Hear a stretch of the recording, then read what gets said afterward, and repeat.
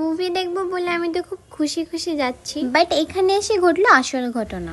থিয়েটারে ঢোকার আগে এখানে টিকিট চেক করা হয়। আমরা তাড়াতাড়ি করে টিকিটটা চেক করানোর জন্য ফোন থেকে বার করছি, কারণ আমরা অলরেডি লেট করে ফেলেছিলাম।